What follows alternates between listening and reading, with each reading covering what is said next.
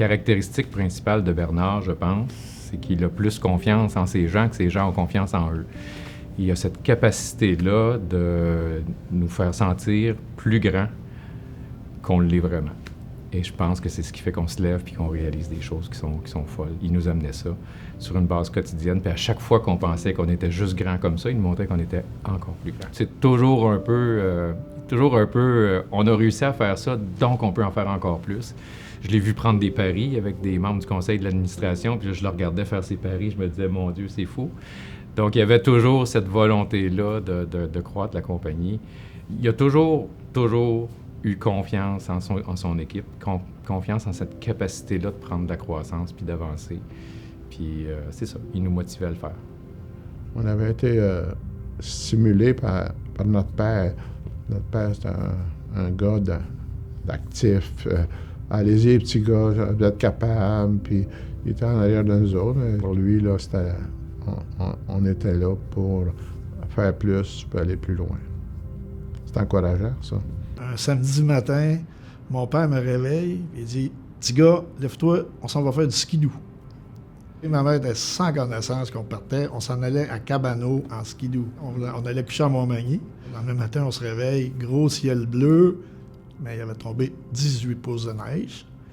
Fait que là, ça commence. Là, les problèmes, on se perd, on se prend, les motoneiges gèlent. Et là, Bernard, il faut qu'il arrive le dimanche soir, parce que le lundi matin, il faut qu'il travaille. Il dit, combien de temps pour Cabano? Il dit, à peu près 1 heure. Ouais, on peut-tu coucher ici? Il dit, non, c'est juste 1 heure, tu vas voir. 1 heure, ben oui, c'est à peu près 3 heures. C'est un peu son côté là, combattant, challengeant. Là. Il aimait ça relever des défis. Fait que c'est un peu ce trait de personne qu'il est dans mon cœur. Ça le représente bien, cette aventure-là.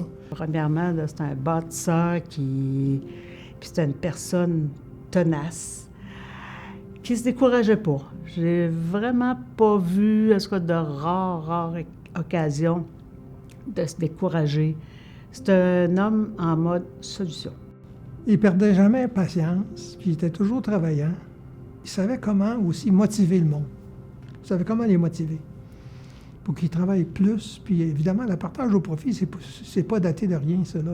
Ça allait mal ici au début. Il y a 3 ans, ça a pris 3 ans avant de rendre ça rentable, peut-être Kingsley, là. Puis il disait aux employés, quand on va faire de l'argent, on va le partager avec vous autres. Puis c'est ça qu'il a fait. C'était ça son legs. Lui, il a connu des situations sûrement très, très stressantes dans sa vie, mais il était infatigable. Peu importe la situation, il était capable de passer par-dessus, puis c'était quand même assez exceptionnel. Ça ne l'empêchait pas de dormir, je pense. C'est-à-dire que je pense qu'il y avait vraiment une capacité de faire confiance, puis de laisser les gens aller, d'être exigeant après, là, parce que si on lui donnait une idée, il s'en souvenait. Hein.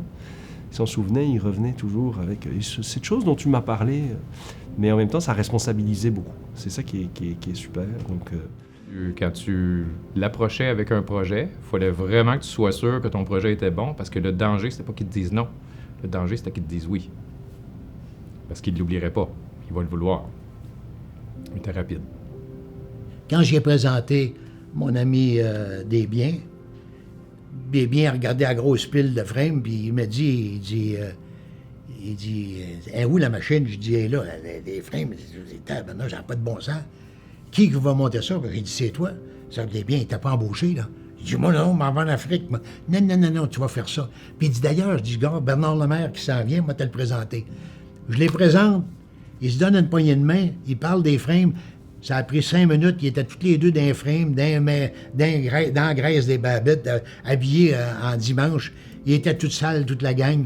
Mais ça, c'était du Lemaire dans la mécanique. Bernard n'aimait pas le traitement comptable, noir sur blanc. Il dit, ça, c'est pas bon, c'est pas logique, ça. Ben, il dit, tu vas aller à Toronto, puis tu vas aller changer les règles. Là, j'ai dit, tu me donnes beaucoup de pouvoir, parce que j'ai pas ce pouvoir-là, mais admettons que je l'aurais, le pouvoir. C'est pas juste Toronto qu'il faudrait que j'aille pour changer cette norme-là. Il faudrait que j'aille à New York, puis il faudrait que j'aille à Londres. Parce que l'Angleterre, le Canada et les États-Unis, on a exactement le même traitement comptable. Puis il a dit, so what?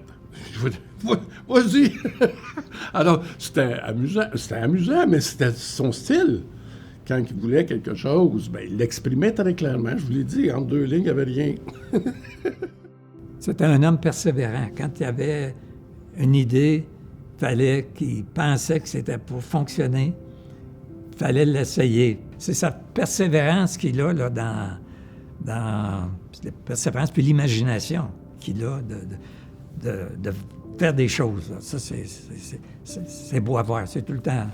C'est merveilleux de le voir travailler. C'est ça. Autant au Québec qu'en Europe, ça a toujours été plaisant de le voir travailler. Il était tellement convaincant. Puis Bernard nous disait, il n'y a aucune raison pour qu'on ne soit pas les plus forts au Canada.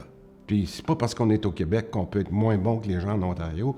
Et ça c'est la qualité de l'entrepreneur, de ne pas avoir peur, mais d'être capable de convaincre les gens. Moi, je me souviens, on venait de ces meetings-là, puis on disait à nos banquiers, ben, vous n'avez pas compris, là, c'est facile ce qu'il nous dit, là, on est capable de le faire.